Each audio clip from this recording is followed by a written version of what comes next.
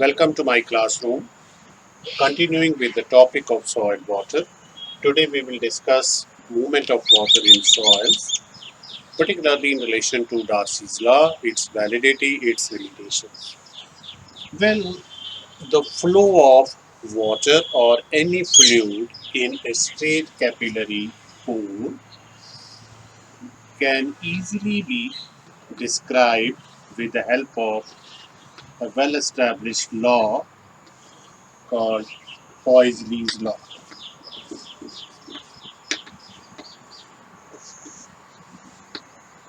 You are well aware of this law, and this law states that the flux volume of water or flux flow of water or simply the velocity of water in terms of cubic centimeter per second, this is directly proportional to the fourth power of the radius of this pole.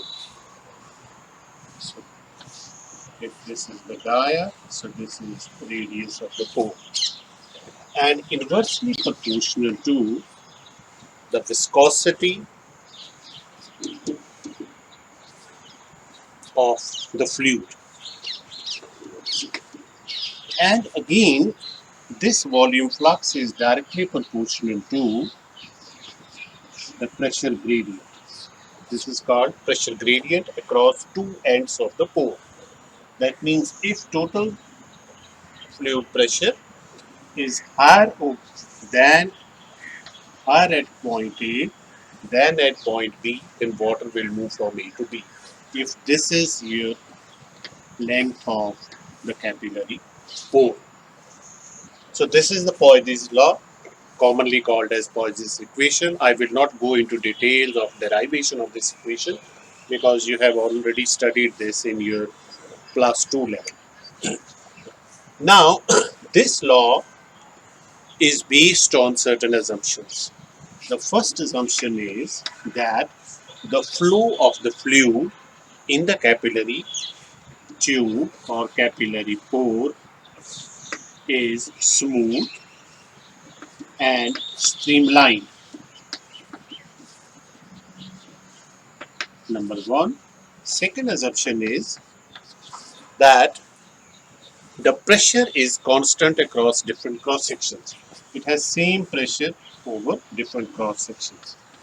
Pressure of fluid is constant over cross sections. And thirdly, the liquid which is in contact with the pores, that means this layer of the liquid which is in contact with the pores, this is stationary. That means the velocity of the layer or velocity of the water molecules which are near to the wall of this pore, that velocity is almost negligible. So as you move away from the pore wall, this velocity increases. So if you have another layer over here, this velocity increases. So third is the liquid or fluid near the wall of the pore is stationary. So if we are to use this Poisson's law to describe the flow of water in soil, all these conditions are more or less met. But the problem is that this could have been possible only if the soil pores would have been, you can say, the bundle of straight capillary pores. Then we could have easily described the flow of water. But this is not true. The soil pore system, what we call as soil pores and soil solids, that is soil matrix, it is a very complex system. You have very irregular pores. Say if I make a cross section area of the soil over here, so you can see that this is a pore system, then very irregular pores, then it can have some dead ends also, So it's very complex. The pores are not straight. The pores could be curved. The pores could be irregular. The pores could have dead ends. So in that case, we cannot define or we cannot describe the flow of water in the soil pores through this Poisson's law. So that means microscopic description of the flow is not possible using this law. Then another alternate could be using the Newton Law of Viscosity. That is basically based on the potential difference. Again, potential difference means the difference in energy at 2 points. If there is potential difference, then water will flow from one end to another end. But that again requires the exact geometry of the pure system.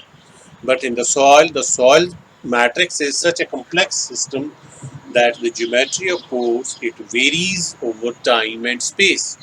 Just at one point, the geometry may be different. Immediately next point, the geometry of the pore system could be different. Similarly, at the same point, the geometry of the pore system could be of one shape, and at the same point, tomorrow or maybe few couple of hours, even couple of hours after, the geometry may change depending upon if you're compacting the soil or you're loosening the soil, the geometry immediately changes.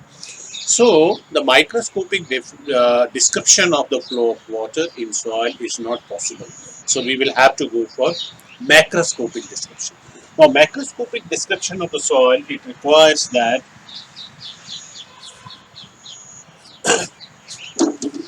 you have to assume the soil to be a uniform, medium. So, for macroscopic description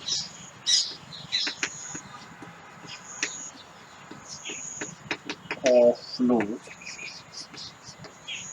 in soil, so for that uniform soil as I should say uniform medium or cross section of the soil through which we have to calculate the flow that should be uniform medium.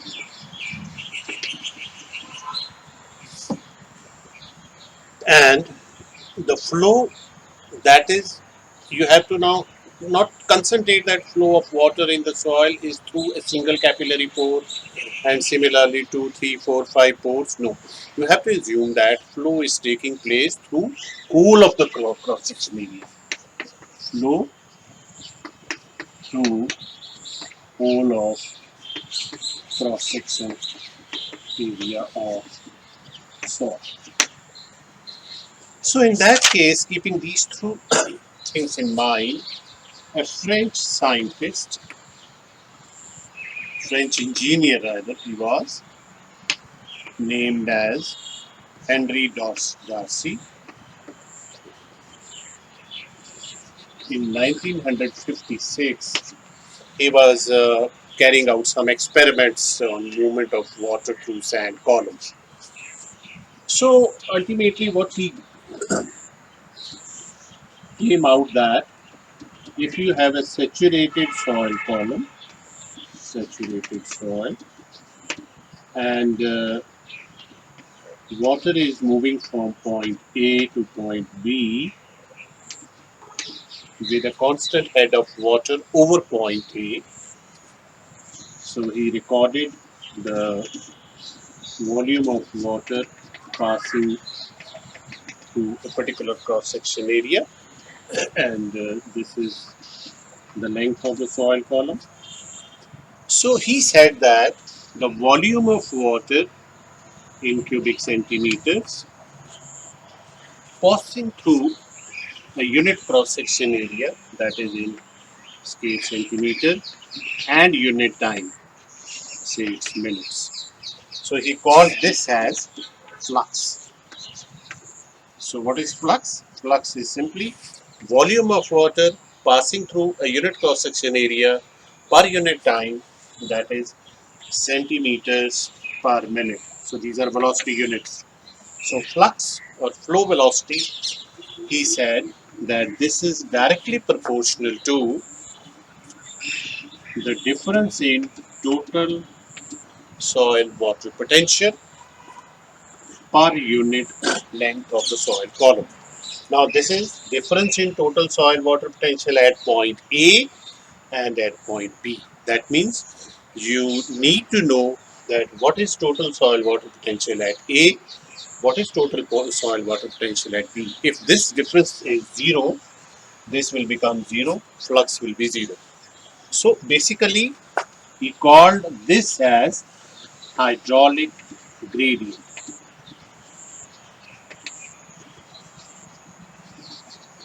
So gradient in dictionary meaning is simply difference. Hydraulic means hydraulic head. You can call it as total soil water potential. Water potential, hydraulic potential, one and same thing. So difference in total soil water potential per unit length of the soil column, this is called hydraulic gradient. So Darcy said that flux of water, that is volume of water per unit cross-section area per unit time, is directly proportional to the hydraulic gradient. And this hydraulic gradient is basically the driving force for movement of water. And then if we remove this proportionality constant, so he said that we can replace it by K. K here is hydraulic conductivity. So this is a term called hydraulic conductivity. Now this is unitless because total soil water potential in centimeters or difference in total soil water potential in centimeter divided by length of soil column in centimeter. This will be dimensionless. So this units of K will be those of the flux. So hydraulic conductivity unit will be centimeters per minute. So basically hydraulic conductivity is the ability of soil to conduct water through it. So here, before going further, I will just like to explain these two terms, hydraulic conductivity. So we have hydraulic conductivity. If here the hydraulic gradient becomes unity, if it becomes 1, then the flux of water will be equal to hydraulic conductivity because there is driving force is there, but it is unit hydraulic gradient. So flux will be equal to the ability of soil to pass conduct water through. But if, as I said, if this is 0, then there will not be any flux of water, there will not be any flow of water. Now this hydraulic conductivity K, as I said, it is the ability of soil to conduct water through it. And this K basically has its function of two things. One is properties of the soil, P, we call this as permeability. So permeability component, if you have to define the permeability, it is also same thing, ability of soil to conduct water through it. But it's purely a property which is related to soil properties. That means pore structure of the soil, pore geometry of the soil, and fluidity. Fluidity, again, if you have to define fluidity in technical terms, it is ability of the fluid to pass through the soil. So it is other way around. One is ability of the soil to conduct water through it. Another is ability of water to pass through the soil. And it depends upon properties of the fluid, or in this case, properties of the water. So we will discuss this further. So here, Darcy said that now the flux of water is equal to the product of hydraulic conductivity and hydraulic gradient. Then in 1899, a scientist called Schleicher, he gave a more precise, representation of Darcy's law, more exact and generalized differential form of Darcy's law, that this flux is equal to del this flux is equal to hydraulic conductivity del H, that is hydraulic gradient. Now this del H is actually, the gradient, hydraulic gradient in three directions, in X direction, Y direction and Z direction. If I say this is equal to uh, differential of total soil water potential in direction X divided by dx plus in direction Y divided by del Y plus the total soil water potential in direction Z. That means in a soil, if you have the point, the water will move in either direction X or in direction Y or in direction Z. So you have to generalize the Darcy's law, which was generalized by Schlichter. He said that this flux is again the product of hydraulic conductivity and hydraulic gradient. But this del H over here, it means hydraulic gradient in three different directions. Now the question is, in which direction the movement will be more dominant? Will it be dominant in this direction, in this direction, in this direction? So that will again depend upon the energy level. If you have higher energy level in the y direction than x direction, then the movement will be faster towards y than x. So this is how we can sum up the Darcy's law over here. Now the question is validity of Darcy's law. This is a big question, and many a times this is asked that under what conditions the Darcy's law is valid. Now, if we see that, if we plot a relation between, you know, the flux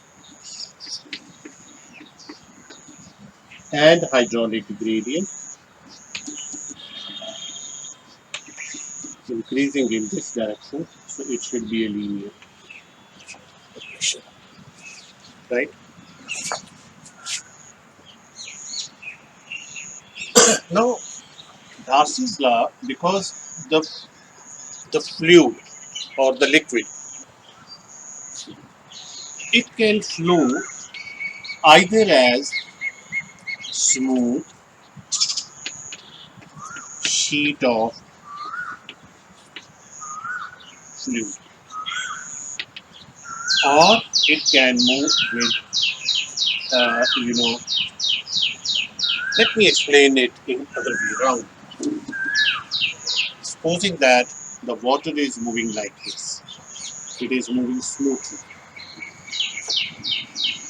Then it may move like this, and then this may move like this with very sharp crest and troughs.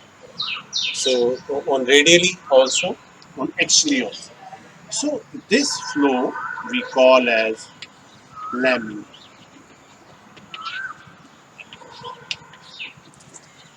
and this flow we call as turbulent. In a simple layman language, say water flowing in a stream. If the bottom of the stream is straight, very straight, and the slope is not too much, then water will smoothly move in the stream. In the same stream, if you place a big rock piece in the way of water, then there will be turbulence in water, because water velocity of water will increase.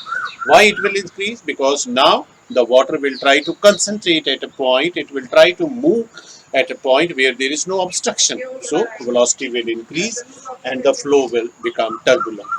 And in between, we call this as transitional flow. So I hope I am able to make you understand, and this can best be described by Reynolds number. We denote this Reynolds number as NRE. So here in case of laminar flow, Reynolds number is 0. In case of transitional, it is around up to 2000, and more than 2000 it becomes So it should be NRE. So this is up to 4,000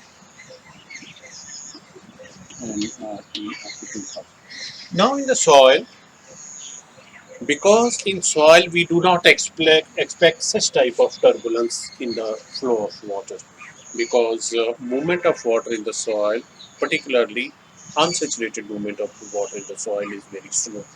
Only except in case of coarse sandy soils, where you have the dominance of macropores, and somehow the value of Reynolds number it may exceed 1. So when this happens, when Reynolds number exceeds 1, then Darcy's law is not valid. So that means for Darcy's law to be valid, the, then Reynolds number should be less than 1. So here Darcy's law is valid. So in other words, you can say that Darcy's law is valid only in case of laminar flow. Now here I was telling you that if you plot flux versus hydraulic gradient, it should be a linear relationship, and this should be your hydraulical activity. The slope should be hydraulical activity. Now, what happens that during early stages, particularly in fine textured soils like silt, clay loam, silt loam soils, because these soils hold water with a greater force because of the net negative charge in case of clay or finer particles is higher than in case of sand particles. So with the increasing hydraulic gradient, the flux is not increasing linearly, and at one stage then there is linear increase like this, and later on after that, again, with increase in hydraulic gradient, there is no increase in flux. Now the condition is Darcy's law is then valid only between this range. So this is valid range of Darcy's law. So Darcy's law is not applicable under two extreme conditions. One is when with increase in hydraulic gradient, the increase in flux is very, very slow due to adsorptive forces of solid particles, especially in fine textured soils. And over here, the Y in second case, in coarse textured soils, with increase in hydraulic gradient, because hydraulic gradient increases to such an extent that the flux becomes very fast, and when the flux becomes fast, and the Reynolds number increases, it exceeds 1. So because Reynolds number exceeds 1, there is turbulence in the flow, and we have already said that Darcy's law is not valid when flow becomes turbulent. It's valid only when there is laminar flow or Reynolds number is less than 1. So under here I should say Reynolds number exceeds 1. So that is why the flow becomes turbulent and Darcy's law is not valid. But in this case, at the lower extreme, with increase in hydraulic gradient, there is not linear increase in flux of water because of high adsorptive forces between water molecules and soil particles. That is why this is here in this case also Darcy's law does not work. So these are two extremes in which Darcy's law does not work. These are limitations of Darcy's law. So I hope that I am able to make you understand. Uh, After this, I'll just discuss about three terms as we discussed just now. One is hydraulic conductivity, permeability, and fluidity. This is very important because people confuse in these three terms: hydraulic conductivity, then permeability, and fluidity. So, if we have to define these three terms, these have same definition. Ability of soil to conduct water through it, ability of soil to conduct water through it, or here you can say ability of the fluid to be conducted through it, through soil. Ability of the fluid to be conducted, or in other words, you can also say ability of soil to conduct fluid through it. Now, the only difference is that this hydraulic conductivity, it is a function of soil properties as well as properties of water. But here permeability, it is purely a function of soil properties. What are those soil properties? Those could be texture and those could be structure. And in this case, it is purely a function of properties of water or properties of the fluid. And here, these properties are viscosity of the water, and you know viscosity, it decreases with increase in temperature. So that means during summer months, if water is stagnant in the soil or if soil is saturated, the temperature of that water will be higher, its viscosity will be low, and you can expect the movement of water in the soil to be faster during summer months than during winter months when temperature is low, viscosity of water is high. Then this viscosity is, as I said, it's a function of temperature. It could also vary with the presence of solutes, the presence of salts. Because if you have more quantity of higher quantity of fluids present in water, then this water will become viscous. Its movement will become slow, and not only that, its viscosity will also change with the presence of finer particles. It could be organic matter particles, it could be clay particles, which again make your water viscous. So, this is the difference between hydraulic conductivity, permeability, fluidity.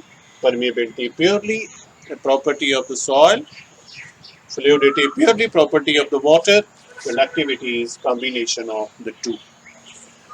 Now, ultimately, we are concerned with hydraulic conductivity. So, in hydraulic conductivity, how it could vary? What are the factors affecting hydraulic conductivity? Factors affecting hydraulic conductivity. This is very important. First is texture, texture of soil. Now, if I say that, what will be the difference in hydraulic conductivity of a coarse textured soil and a fine textured soil? So, I'll explain this with a very simple, example. Say over here, we have hydraulic conductivity A, and here it is the volumetric water content. It is saturated soil, and here you have dry soil. So that means this moisture is volumetric water content increasing in this direction, and K is increasing in this direction.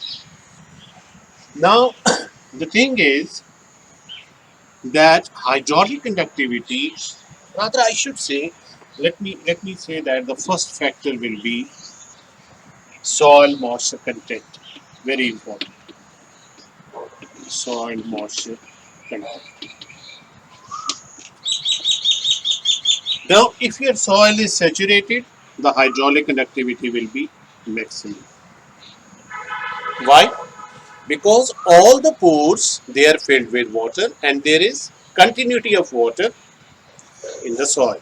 There is no obstruction.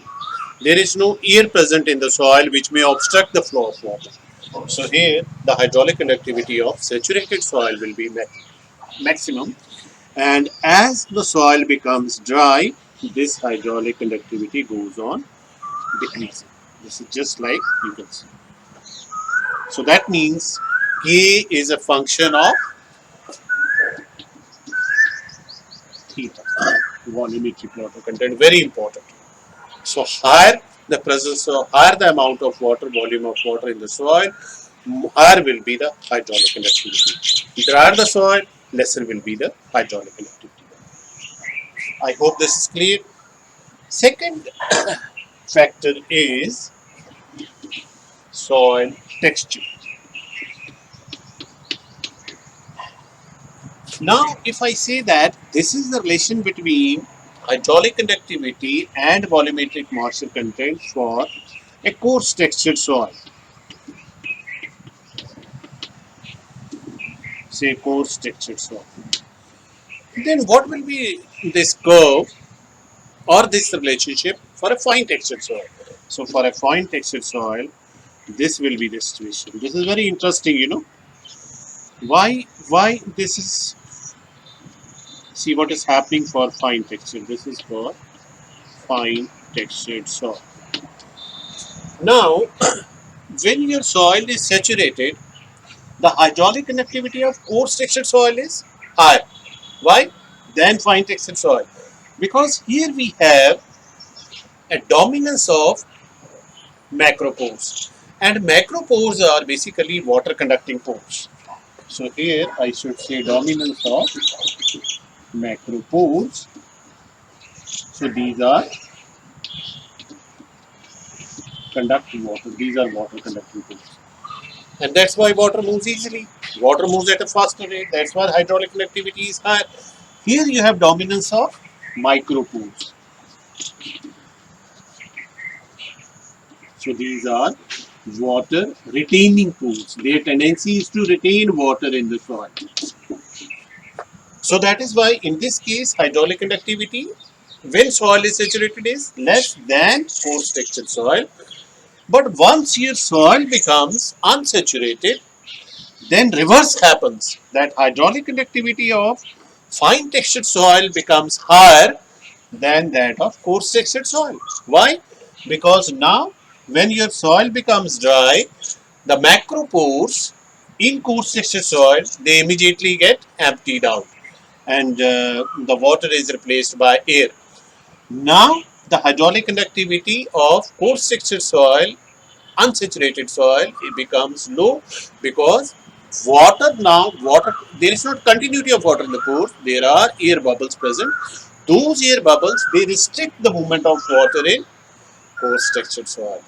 But in fine textured soil, since it is dominated by micropores and most of the micropores are still filled with water, there are not big air bubbles. Because of this, the continuity of water in fine textured soil is better than in coarse textured soil under unsaturated conditions, under drier conditions. That is why hydraulic conductivity of fine textured soils under unsaturated conditions is high. I hope the things are clear now. Third factor is soil structure.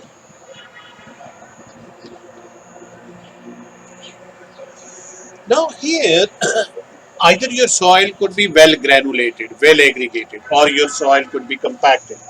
If I say that this is the curve for aggregated soil and this is the curve for compact soil, so that means a compact soil will behave just like fine textured soil. Because when you compact the soil, you are basically converting macropores into micropores. And here you have dominance in aggregated soil, you have higher amount of macropores. That is why in aggregated soil, the behavior is just like coarse textured soil. But when you compact the soil, you are decreasing the macroporosity, you are increasing microporosity, and this curve now behaves just like fine textured soil. So otherwise, the reasoning behind the effect of texture on hydraulic activity is similar to the effect of structure. So these are the two major factors. Apart from this, some electrolyte solutes could be there. Another factor, electrolyte solutes. Like you have, if your soil is dominant in sodium ions, so if the sodium ions are there, there will be dispersion. Because of the dispersion, some clay particles they will get accumulated in the pores, and they may reduce the capacity of the pores, and ultimately they may affect the hydraulical activity. Then similarly, there could be detachment and movement of detachment, and I should say better word, migration of clay particles, particularly when water moves from upper layers to the lower layers. Along with this water may carry the clay particles, finer particles along with it. Those clay particles may be deposited in lower layers, and ultimately may be converting, the macropore dominated layer into micropore dominated layer. And again, the effect will be same as that of soil texture. So these are some of the factors affecting hydraulic conductivity of the soil. I hope things are clear. Thank you very much.